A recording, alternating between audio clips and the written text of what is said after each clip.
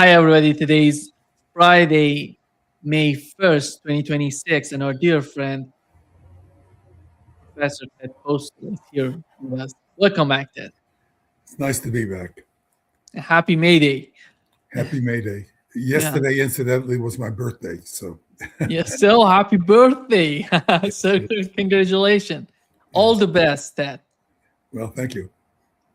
Right And before May Day. That's why I was born on April 30th in yeah. preparation for May Day. Yeah. Let's start, Ted, with the latest. I think when it comes to the war between Iran and the United States, one of the latest news is that how, we've learned that CENTCOM commander Admiral Brad Cooper has briefed Donald Trump in the Situation Room about the potential final blow to Iran, according to Fox News. And what does it mean, Ted, for you to understand the situation? It seems that something big is going to happen anytime soon, or a new round of war. I don't know how long does it take, or are we going to see the same sort of 40 days or more than that, or some, as they call it, the final blow? I don't know. What is your understanding of the current situation? It's very hard for me to understand the mindset that's going on. I assume that these military, most of these military people are, at least in practical terms, competent. Some of them, of course, more than others. But um, I think there has to be an understanding that they're not going to bring Iran to its knees. So I don't know what they're going to do. I mean, if they do anything like strike,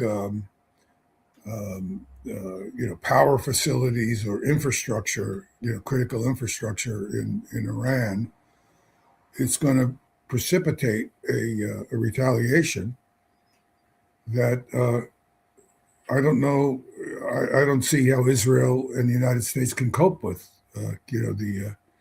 The American bases in the Persian Gulf are already hardly operating. I mean, most of the people on these bases have had to leave. They can't protect them. So I don't know what Iran would do, but probably it would just continue where the critical nodes within these bases, a lot of them have been destroyed. So the real utility of the bases are lower than the fact that there's a lot of buildings still standing. But one of the things you can do is just do more general damage to the bases. And the other thing that, of course, would be serious for the Israelis is for Iran to go back to its full scale attacks on Israel, both of which I would expect. So I'm not clear what the upscale side of this attack would be. There's a news report I just read actually this morning that the Americans just delivered a shipload, some 11,000 tons of military equipment to Israel. I assume a lot of it is just dumb bombs and things, but I just don't know. It just means it's just going to be stuff to drop on Iran. But again, where are they going to drop it is it's very hard to see how it's going to make a military difference. The critical infrastructure that Iran needs to continue fighting the war is all underground. And there's no evidence that the underground structures are in any way vulnerable to these above ground attacks. There's modest levels of damage to entranceways, yes, but these structures have been very well designed so that, you damage one entranceway, there's another available. So I really don't see how it seems to me that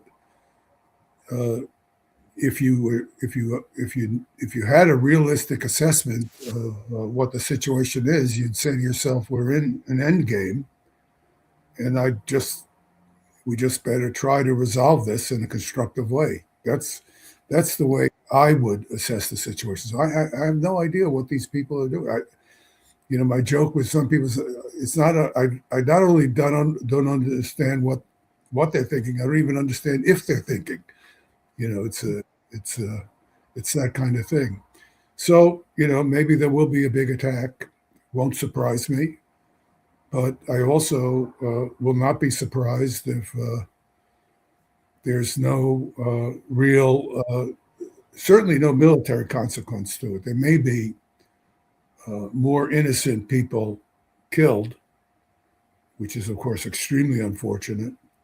But I don't see how they can exact, really do significant military damage. It's just not in their reach. So I don't. I don't see anything but an end to the ceasefire if they go ahead and do something. And that's not in their interest. It's really not in their interest.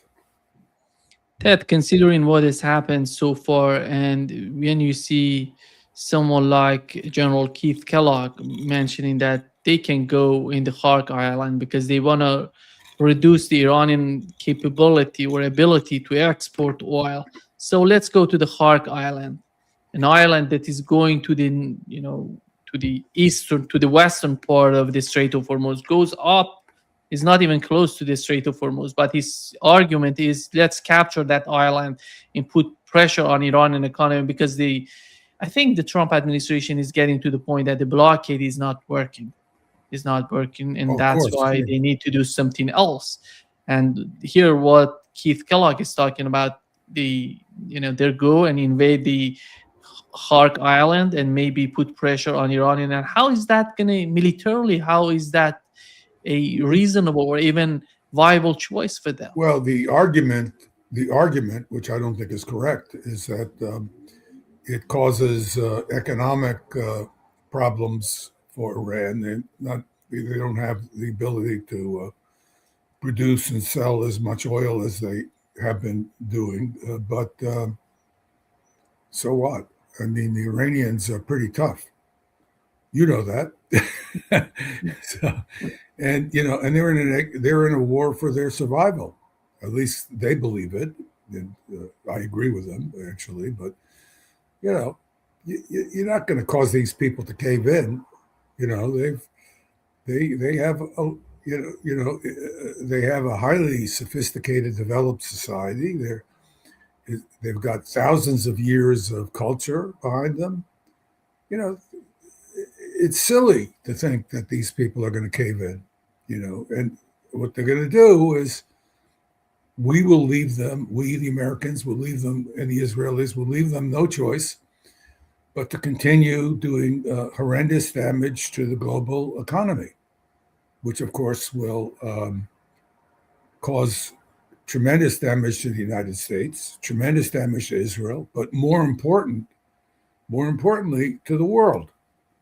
And I think we're looking potentially at famines down the line, because of all the losses of fertilizers that we're seeing. We're looking at tremendous impacts on the manufacturing capability, the high tech production of chips and things because of the lack of things, special materials like helium. This is the implications of this are profound and very, very far reaching. But I don't think I don't get the sense that the people in the White House understand this, or they're either they're denying it, or there's nobody who talk. It's these people live in a bubble, and incidentally, it's true of most of these political people. It's a problem generally. I've talked about this on occasion on your program because I meet these people, and they think they know things because somebody in the intelligence community tells them something. But I have had access to the intelligence. I had full clearances to everything, and let me tell you, if you don't know before, specific pieces of information can be helpful. They can be helpful. When you're doing your job. But if I want to know, what is our best assessment of the weight of the Sarmat missile, because okay, I'm doing an analysis, I'm trying to understand something. But generally understanding the world, you're not going to get from these intelligence briefings, because first of all, when you get the general briefings, they're idiotic because they're driven by all kinds of bureaucratic and internal kinds of prejudices, and so you don't get anything. If you want to read a book about Iran, you don't read the intelligence. You read books about Iran, and by authors who know the country. And the only way to do that, to become educated, is to read open literature and to understand what it means. And most of these people in government jobs understand nothing.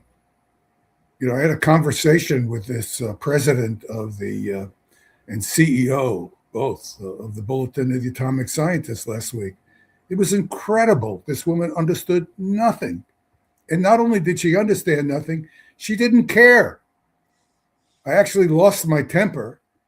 And I know she thought that it was because I know she thought it was because I was just generally cantankerous. I lost my temper because she was so indifferent during this discussion.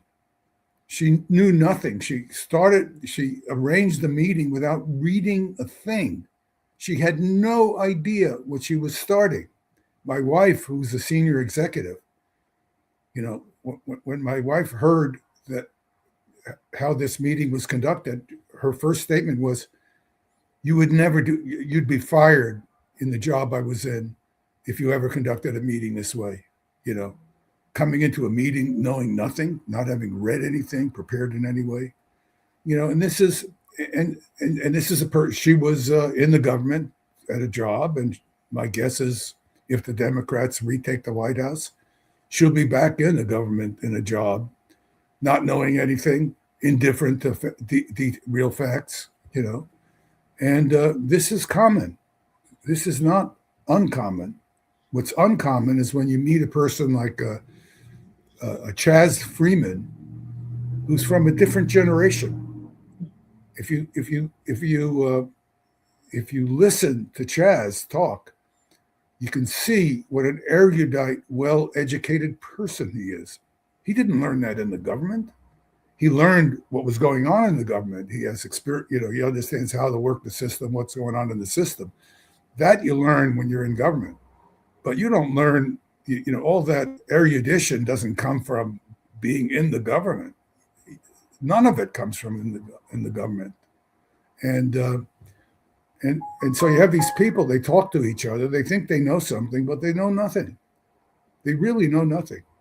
And the White House is a very extreme case of that. But let me tell you, when you look at the Democrats and the Republican senators and members of Congress, they're largely ignorant. They just, and their staffs are largely ignorant. And, sometimes you meet a person who really knows something. No question, there are good people in these jobs, but they're few and far between because they're not really well educated. They just don't have this background knowledge. And that comes from education, and it comes from a sense, from an impulse to be inquiring. You have to have an impulse. It's the I don't know if I've mentioned this. Schopenhauer has this way. He calls Schopenhauer's idiot. He talks about idiots are people. They can be well educated. They can be intelligent by the measures that are used to measure intelligence. They can do arithmetic. They can read. They can remember historical facts. But they're idiots because they have no ability or willingness or character, as sometimes the way he might state it, to open their mind and eyes to the world around them. What they know is what's in their bubble, and there's no looking outward. And he argues that most people are just, functionally idiots, and you see that. I think I mentioned this in one. So I don't know if it was here, but I was in a meeting with McGeorge Bundy very late in his life. And this guy, he wouldn't even look at you when you were trying to talk at him. He wouldn't even look at you. He just like you weren't in the room. Now the guy was, he was knowledge, he was intelligent in the sense that he was a person of substantial intellect, but he was functionally an idiot. And of course, his policies were functionally idiotic too. And that's that's an extremely capable person by the simple measures of capability, not the broader ones. And most of these other people are not even close. They're not even well educated. They go to prestige schools, but they don't learn anything. They sit around congratulating themselves at how much smarter they are. They think they know more than everybody else. They think they're experts, and they don't even know. They know, and it's just shocking once you step back and look at it. So who knows what these military officers understand, and of course they are under tremendous pressure. You can't go in and talk to this guy Trump and say, "Look, Mr. President, this is silly. We can't. There's nothing militarily useful we can do." You go in there and do that, you're going to be fired. And some of them want to do the job more than they want the job. And we've seen some of these really fine military officers fired by this guy Hegseth. These are the kinds of officers I want in the American military. But they paid the price by just saying, "Look, I'll give you the best answer I can give you, but it's the truth. Sorry, I don't want to hear that. You're fired." So who knows what's going on in these briefing rooms, with the president? No way of knowing. Trump is obviously completely out of touch. It was a little article. I don't spend a lot of time on this because I don't see it as actionable information that from what I do. But I was just reading an article, and this article was from insider discussions, which I believe are real. And this particular report this journal article was saying, well, Trump no longer compares himself to Washington and Lincoln as presidents. He now compares himself to Alexander the Great and Napoleon. And he's like, what is, I know the guy has a problem. We all knew that before, but something else is going on now. There's some kind of serious, significant mental deterioration going on further beyond what he already had, which was serious enough. So who knows what's going on in these briefings? I just have no way of knowing. But it's really a problem. Yeah. And nobody in the U.S. government wants to stand up and do anything about it. Nobody in a position to make a difference. So not yet. Ted, sorry for interrupting you. If they decide to attack Iran again, how do you see the situation with the stockpile of the United States? Because you mentioned sending missiles to Israel or bombs to Israel. But how do you find these reports, for example, on CNN, which says in some areas, considering JASMs, considering the interceptors, THAAD interceptors, Patriot PAC-3, and our friend of this podcast, Larry Johnson, believes that the situation is far worse than what was reported on CNN. Wouldn't surprise me. I think Larry is very informed, and I haven't been focusing on that, although I've been listening. And there's very little doubt in my mind that we we are very short of weapons. But some of these weapons don't matter. For example, the Patriot PAC-3s, they've had almost no intercept capability against the ballistic missiles.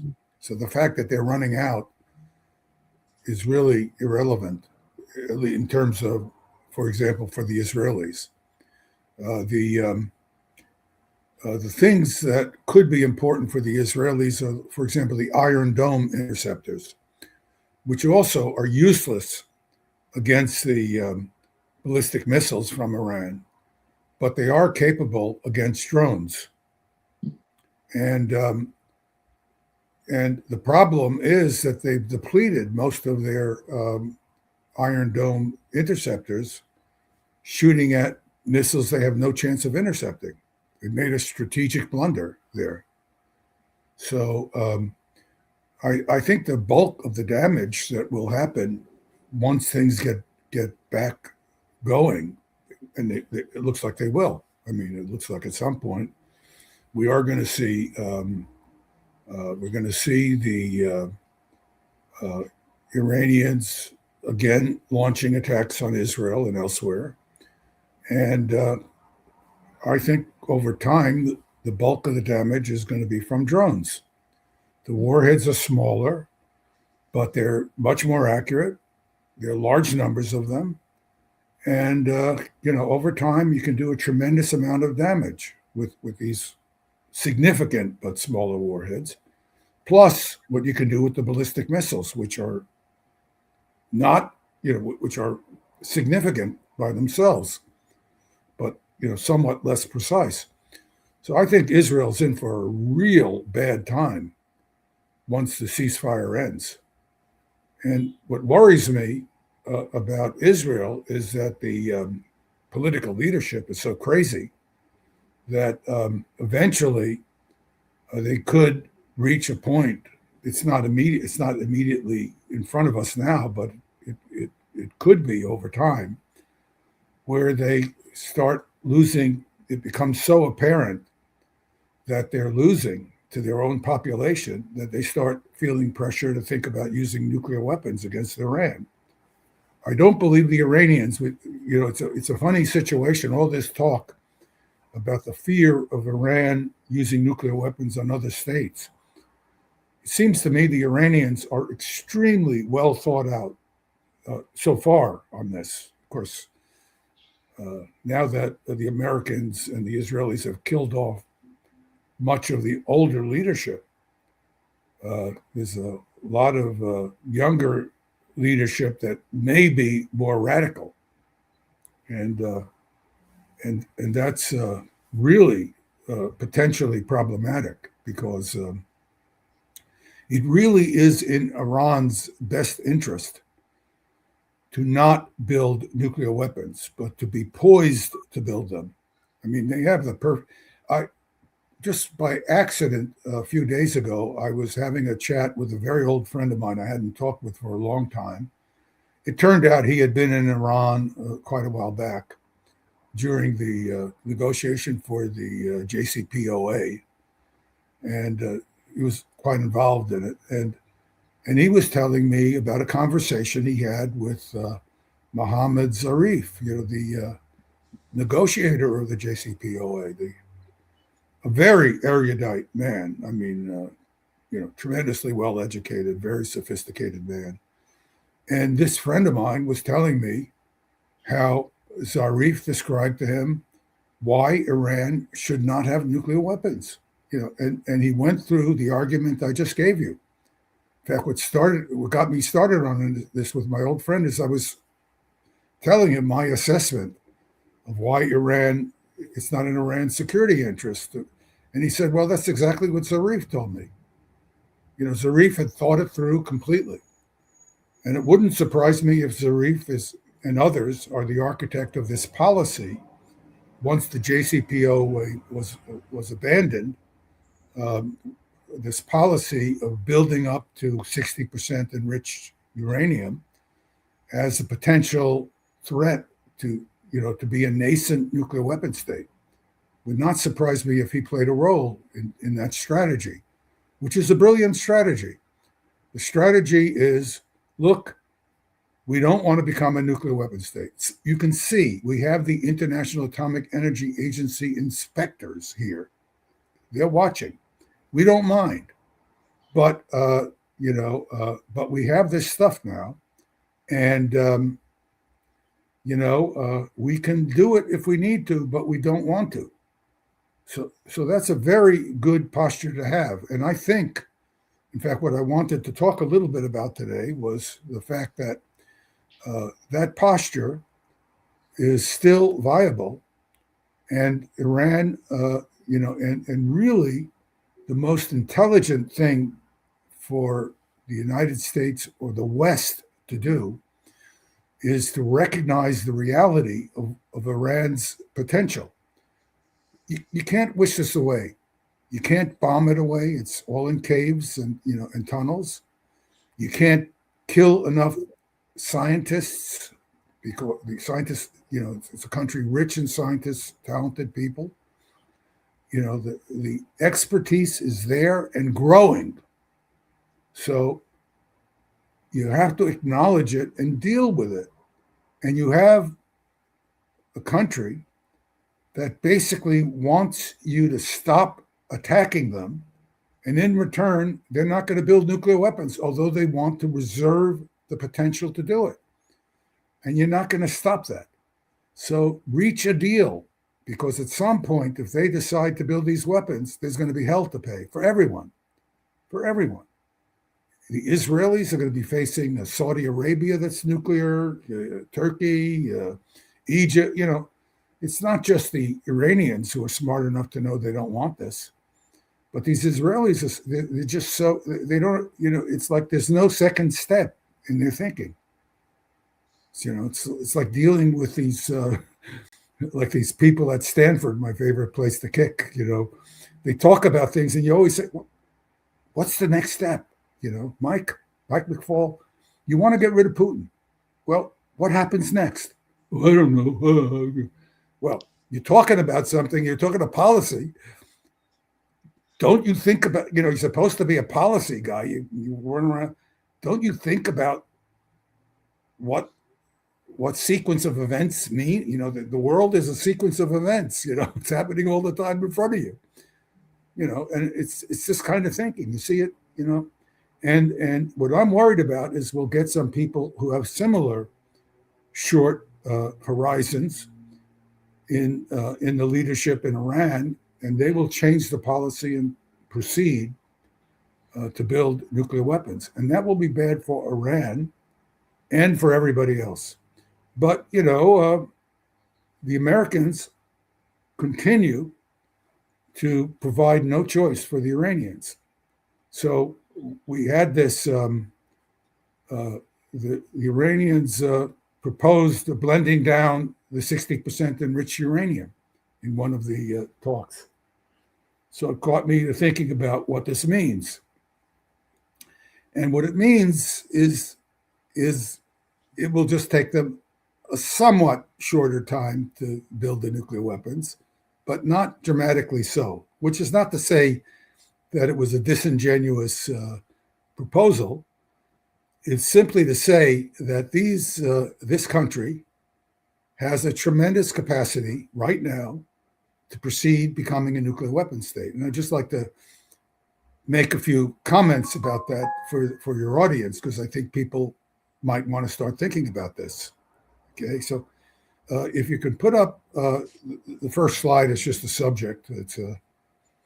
It's proposal to blend down its 60% enriched uranium. And slide 2, the next slide, simply goes through the technical realities that's already been demonstrated. And this is a very, very interesting situation because, first of all, I've been reading through the International Atomic Energy Agency reports, And one of the reports reported, this is just last year, that Iran has these IR-6 advanced centrifuges, and they have them in cascades. I'll remind the audience what these cascades look like if people are interested. 174 of these centrifuges in the cascade.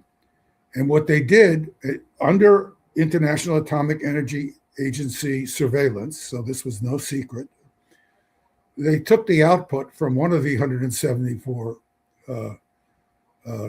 cascades and put it into the input of another 174 centrifuge cascade and created, in effect, a 350, 348 centrifuge cascade. It was, I call them coupled centrifuge cascades.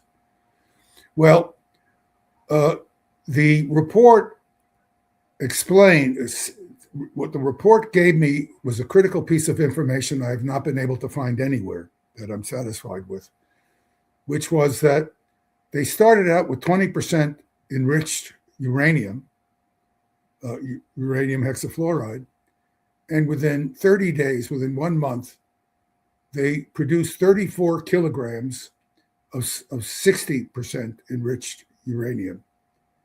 Well, it turns out that then tells me how much separative work each of these cascades was able to produce, each of these centrifuges were able to produce in the cascade. And it's about twice as high as what generally people talk about.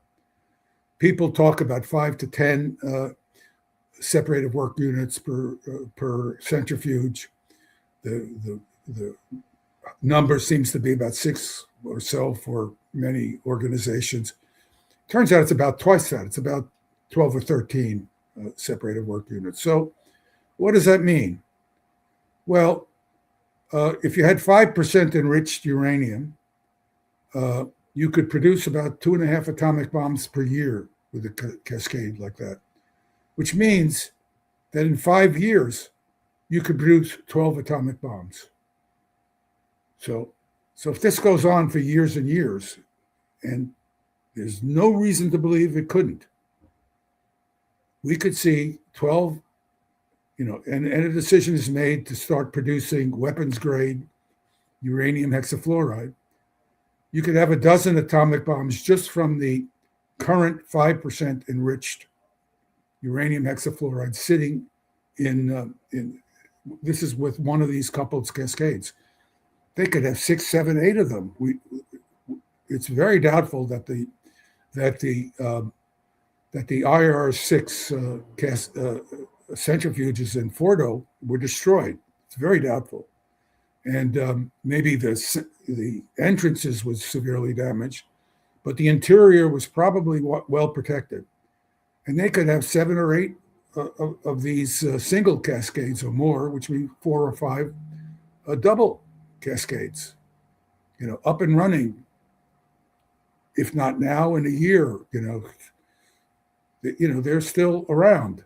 So if you have about 9 weeks, you could take the available 20% enriched uranium hexafluoride, and you could produce another 1.5 atomic bombs, and you can already produce about 11 atomic bombs in about 18 weeks from the 60% enriched atomic bombs. So you're looking at a country that in years could have up to 20 or so atomic bombs.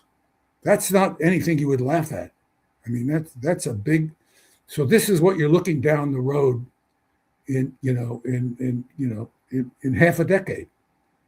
So you can't stop it unless you want to drop atomic bombs won't be enough. Unless you want to, unless you can't wipe out everyone in the country. God help us if that were tried, but this is what you're facing. This is a reality.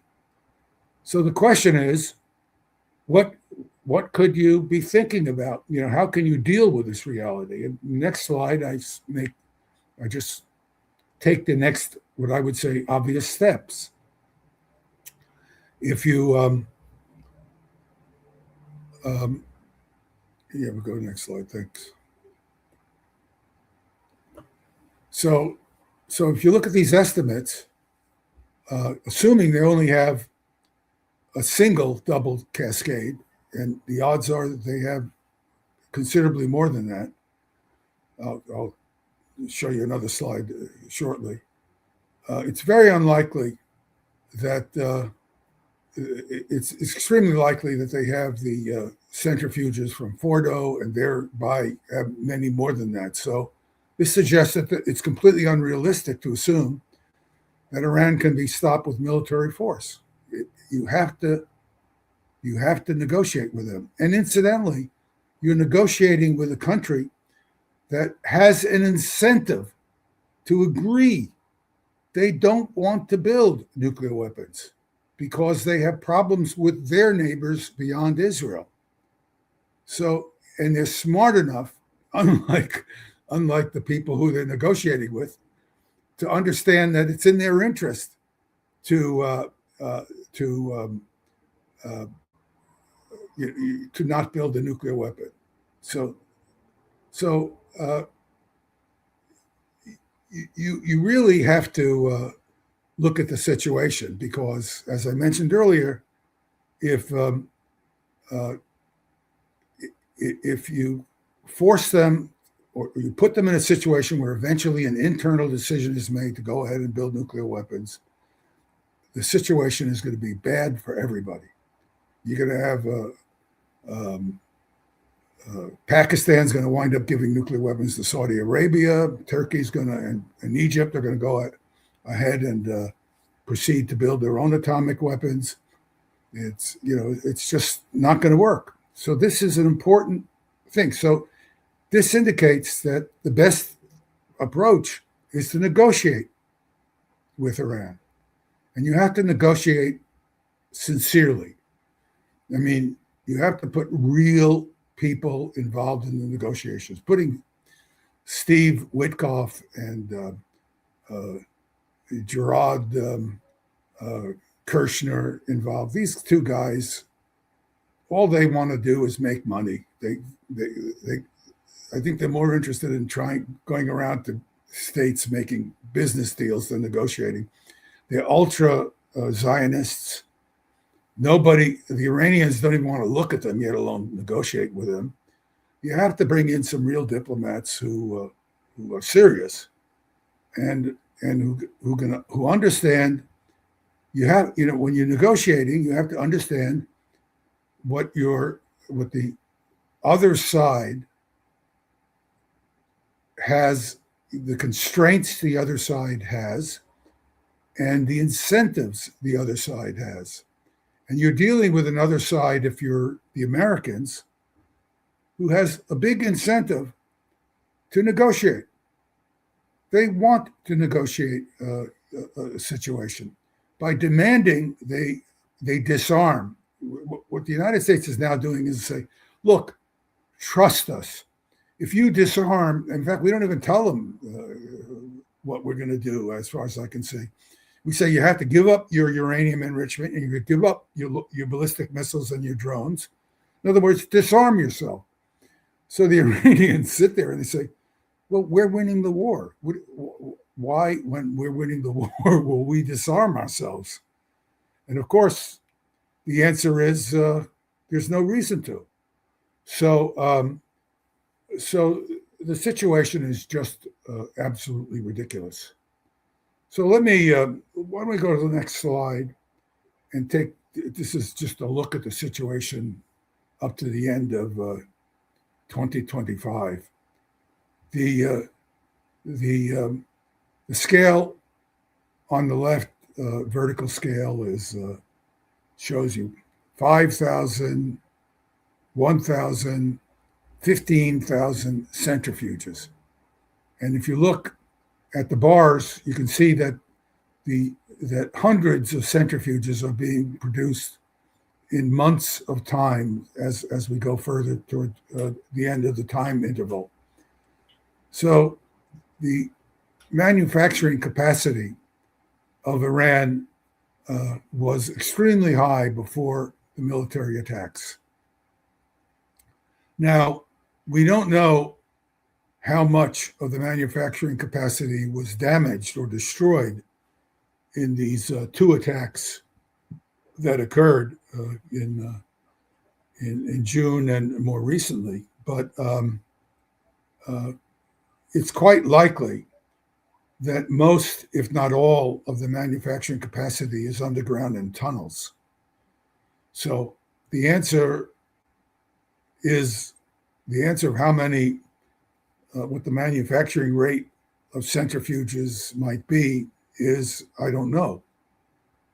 But the answer is it's very unlikely to be small or zero.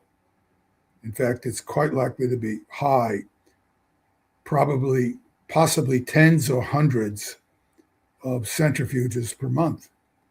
So, and that's not good news if you think you're going to crush the Iranian enrichment capability. It's very important to understand this. So, just remind you that if we go to slide, well, let me just go to slide 7 first. I'll just show you. This is the report I'm referring to. And if we go to slide 8, I have shown the section of the report where they talk about the 20% uranium hexafluoride, enriched uranium hexafluoride, producing 60%, 34 kilograms of 60% enriched uranium hexafluoride in a month. So this tells us what the capacity of these centrifuges are. So if we go back to slide 6, what was being discussed in the earlier slide I just showed you is two of these. On the left, there's 174 centrifuge cascade. On the right, there's another one. You take the output of the one on the left and you put it into the feed of the one on the right, and out comes your 34 kilograms per month of 60% enriched uranium hexafluoride if the input on the far left end is 20% enriched uranium hexafluoride. That's a lot of capacity.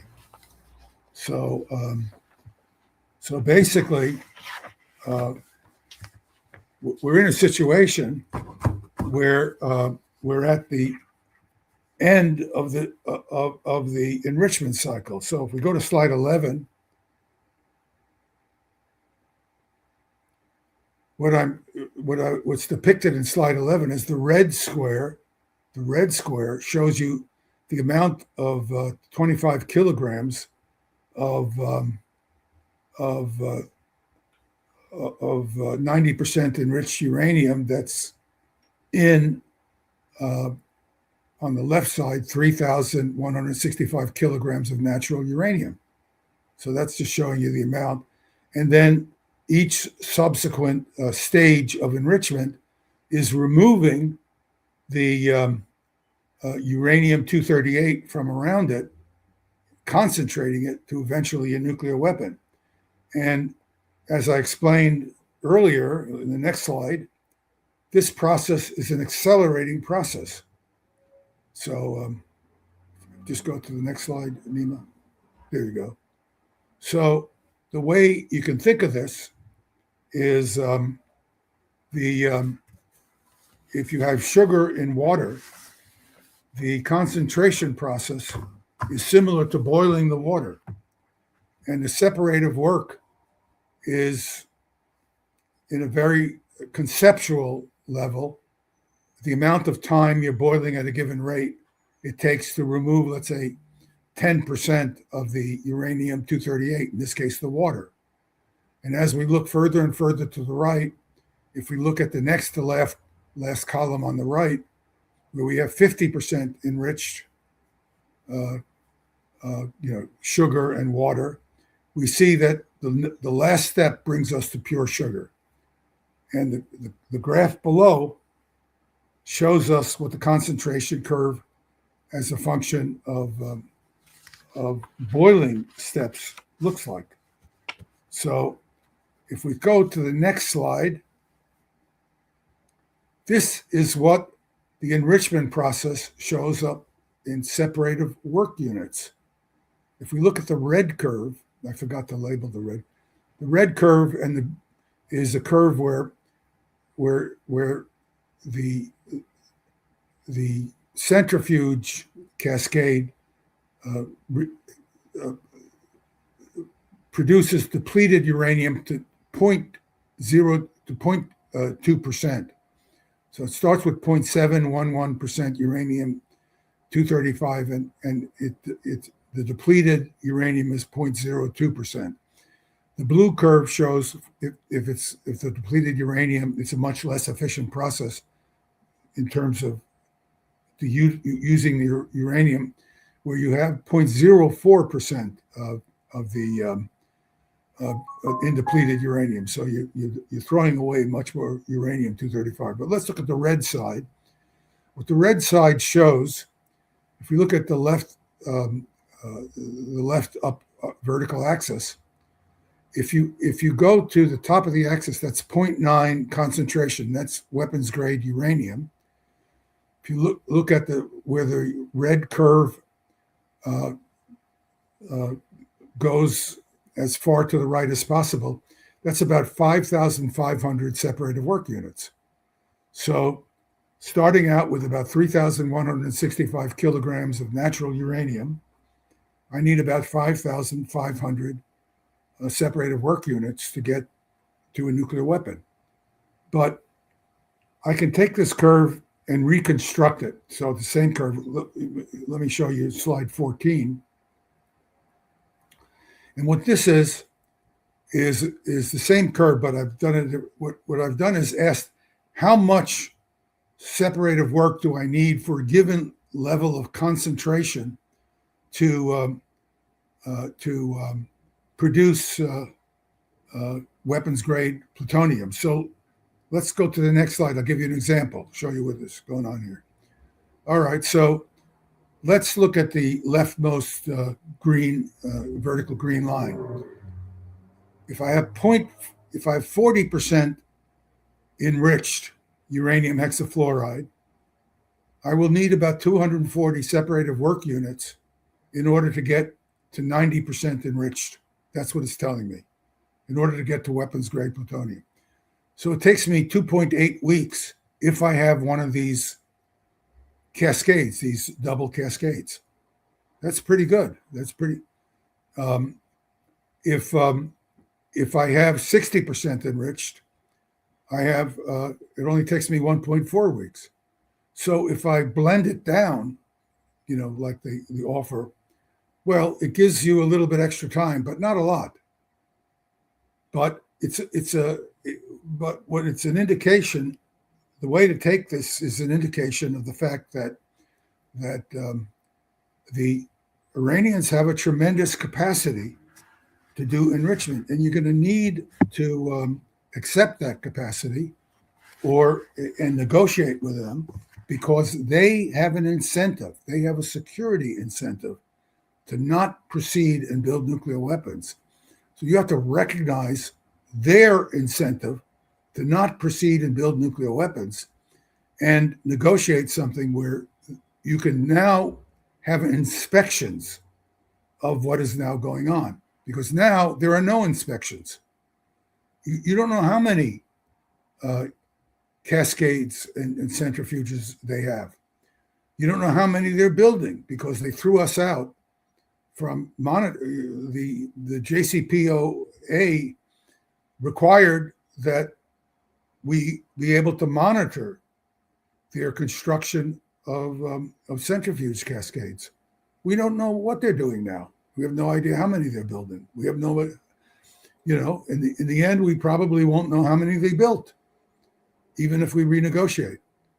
But that's not an argument to get into, to not get into a treaty arrangement with them, because without that treaty arrangement, this country is going to have, and if they decide to move, they're going to have 20 or more nuclear weapons in 4 or 5 years, and they're going to have a dozen or more nuclear weapons within less than a year if they decide to do it. So this is crazy not to get them to agree to something that they basically want to do because they don't want to create a problem for themselves with their near neighbors.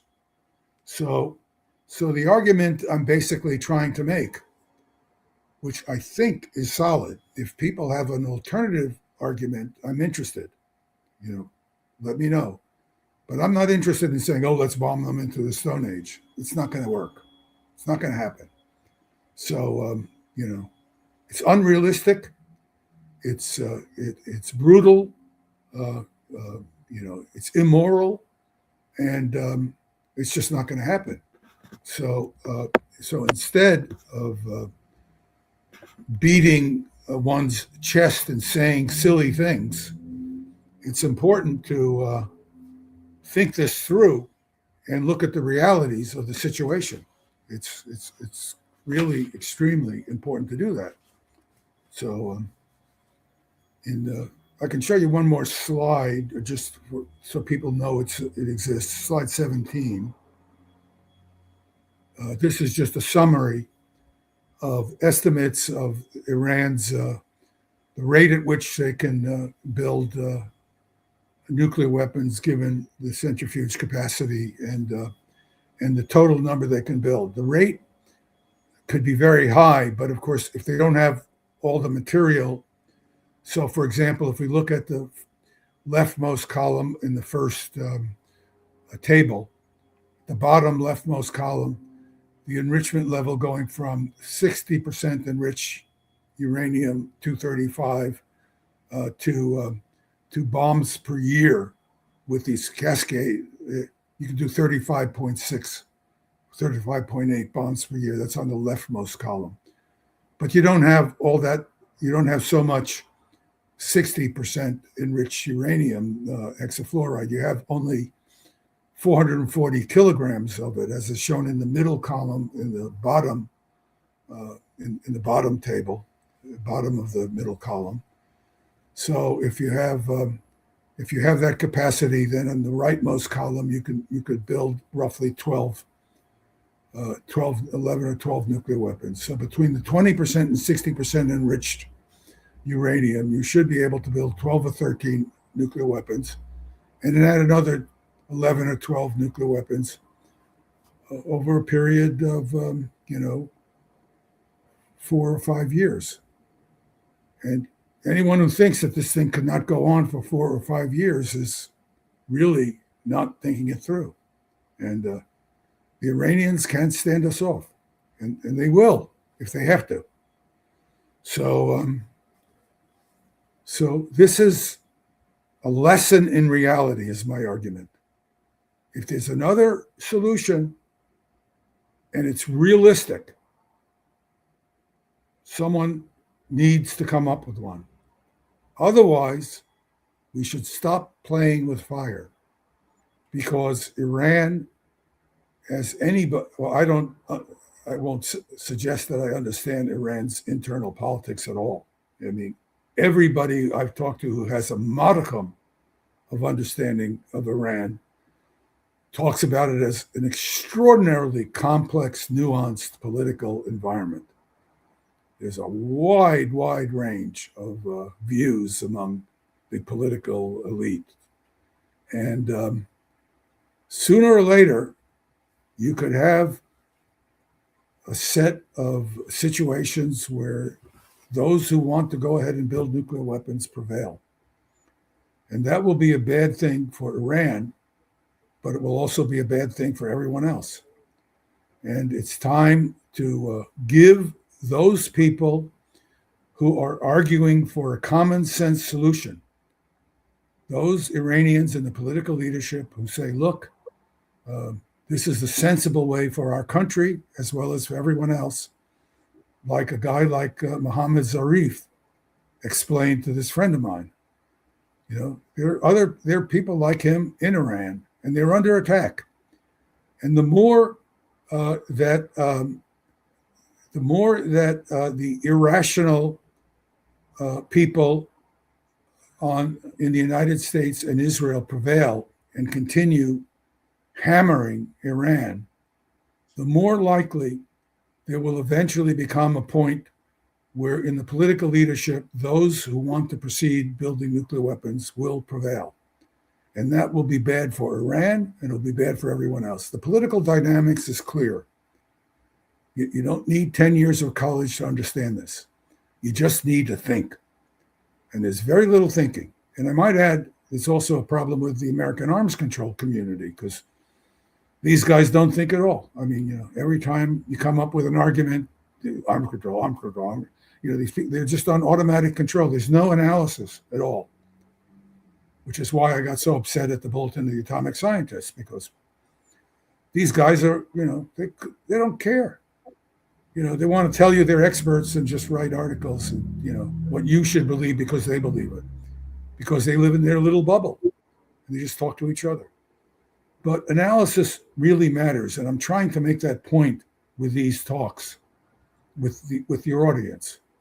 It doesn't mean the analysis leads the way to a simple solution. This may be a very undesirable solution for many people, but it's the only solution that I can see where we end up with a safer world. And when I say we, I mean the Iranians and everybody else. And if we don't start thinking about what the real situation is and how to address this diplomatically, we are going to be in a boatload of trouble in the next few years. And we're already in a boatload of trouble because we are drifting inexorably toward a gigantic economic disaster. In the United States, we're in deep, deep, deep trouble. We're a tremendously rich country, but unfortunately, we have a very unfavorable distribution of wealth. 60% of Americans live paycheck to paycheck. When their gas goes up when the cost of a gallon of gas goes up by $1 a gallon, most Americans cannot just avoid spending the money. We are a country that's spread out. Our cities are built, they're low density. People have to drive around. It's not a choice. I can take public transportation because I'm fortunate enough to be well-to-do enough to live in a downtown area. I have a car with almost no mileage on it. It's 10 years old because I walk everywhere. I walk to the grocery. I walk. Most people can't do that. They don't have a choice. And when you're living from paycheck to paycheck, and all of a sudden a significant part of your income disappears because you have to buy gas because you go to work, you don't have money for food.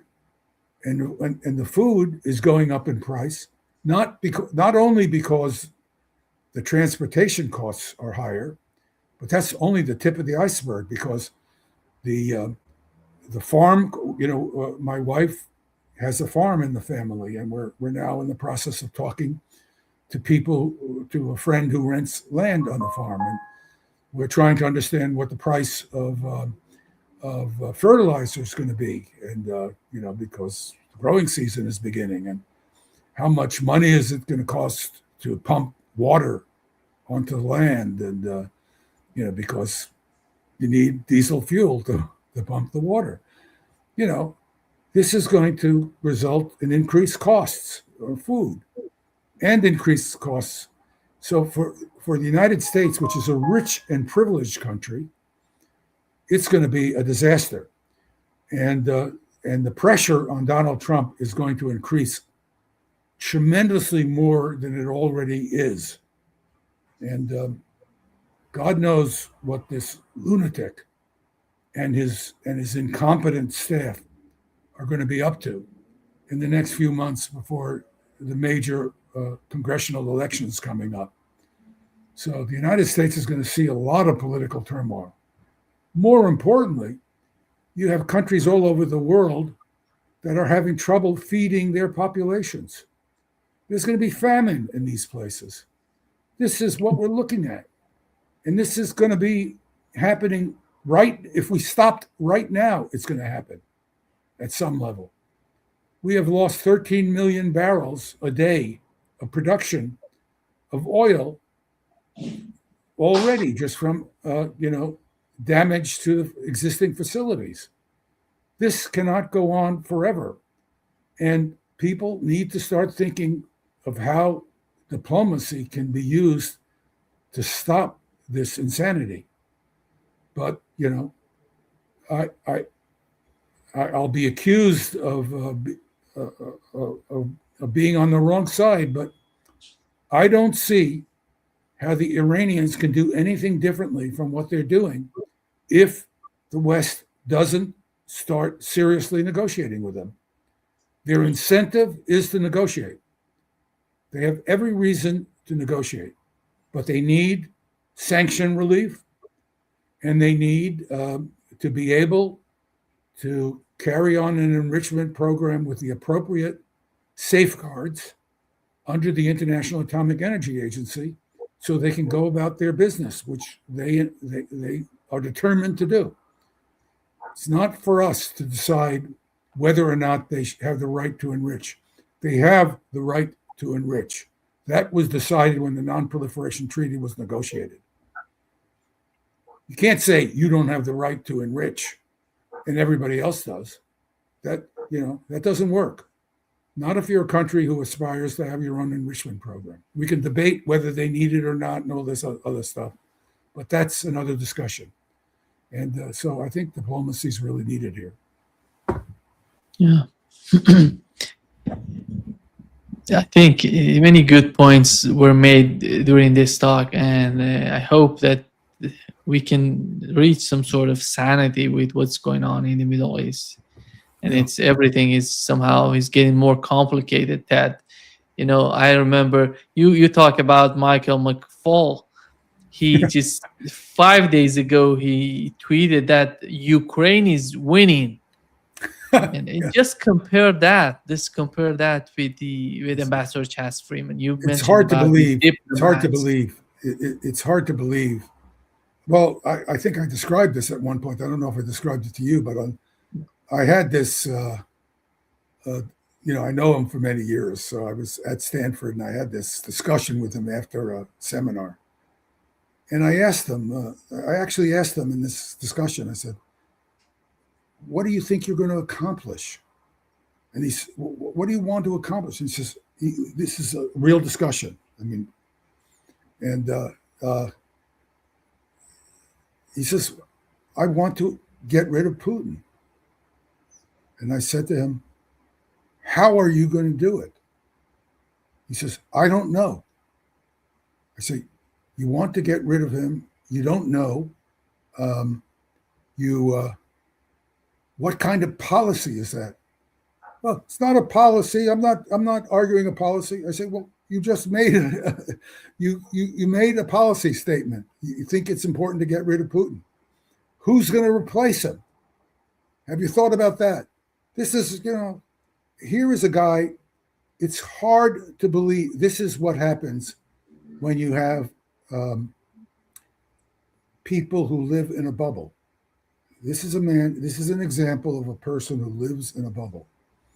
I had an earlier discussion with him, quite a lot earlier, where he was promoting, he was the lead person during the, you may recall there was the Russian reset in 2009.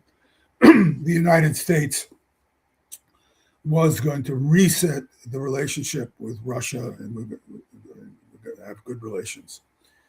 So the story you'll get from McFaul is, well, the Russians didn't follow through. That's what I'll tell you. Well, the real story is not what he claims. What the real story is is he, along with Hillary Clinton, surprised the Russians with a proposal to put missile defense systems in Romania and Poland. Those missile defense systems were Aegis systems, which are capable of launching cruise missiles into Russia. The Russians looked at this and said, this missile defense has no capability. In fact, I had to explain that to McFaul. He didn't know that this missile defense had no capability. He was working on getting these things deployed, but he had no knowledge of what the capabilities were. I had to explain to him, the radars are not powerful enough to see and guide interceptors. The interceptors are not fast enough to get to targets. This is a joke. This is a technical joke. What the system can do, though, is launch cruise missiles into Russia. Now, what do you think, Mike, the Russians are going to think? The Russians are going to think what I think. I think this is to threaten the Russians. I'm not a Russian. I'm an American. I'm just technically informed, unlike you. I think this is a threat against Russia. Now, why do you think the Russians react against it? Why do you think this deal failed? It has to do with you, your ignorance, your complete lack of regard for understanding what you're doing, your disinterest in understanding your policies. You were in a position to ask the right questions. You didn't. This is so this guy's a bubble. He lives in a bubble, and he's an example. He's another example of the bubble I talked to you about earlier, who called a meeting with me, a Zoom meeting, and she sits there. Well, I don't know what you're talking about. What are you talking about? Well, you called the meeting. I sent you materials. You didn't read them. Well, I was busy. You were busy, huh? Don't you think I'm busy? She had a technical person on the Science and Security Board, this woman. He couldn't show up. He was too busy too. But I had an exchange with him in emails. And at one point, he said something to me in the emails. I have these emails, incidentally. I was thinking of giving a talk on it. He actually says to me something that caused me to write back to him and say, are you insulting me? Are you insulting me as, do you think I have no scientific capabilities? This is insulting what you're saying. So he writes back to me. This guy writes back to me. Oh, Dr. Postol, I'm not insulting you. I understand that you know much more about these things than I do. But he didn't take the trouble to show up at the meeting to talk about this. So it's in writing, you know much more about this than I do. So I wrote him back and I said, why are you on the Science and Security Board of the Bulletin of the Atomic Scientists if you don't know anything about this and you're not interested in learning? What's your job? Why are you there? To say, I'm a good guy, I'm for arms control. I'm a good man, I'm against instability, That's the community you're dealing with. That's the people on the right side. That's the people on the right side. So you can understand why I'm fed up with these people. Yeah. And I am fed up. I'm totally fed up. So, but fortunately, they're fed up with me too. Thank you, Ted, for being with us today. It was a great pleasure. And you're sharing your information, your understanding, your expertise with our audience. It's hugely appreciated here. Yes. And well, if people are interested sometime, I know this is a little, I'd really like to talk a little bit how centrifuges work, because they are very interesting. I've been spending a lot of time understanding them in greater detail, and I have a lot of simple ways to explain them. And it might be fun for your audience. It won't. It could be. Let's plan for it next Friday at 2 p.m. Okay, you're on. We'll talk about how centrifuges work. Exactly. Let's talk about it. We'll talk about that. Yeah. And we'll summarize why it's important, of course, because it's not just the curiosity, of course, but it's a science. It's a science that has a direct impact on national security, global security, and so it's not hard to understand if somebody goes to the trouble of laying it out in a simple enough way. And Great. it was Yeah. a lot of fun for me to do that for myself. So Yeah, that would Yeah. be interesting for our audience and for me. Okay. Thank you, Ted. next Friday. Thank you. Great. Okay. Exactly. Bye-bye. Take care. See you soon. Bye Bye. bye.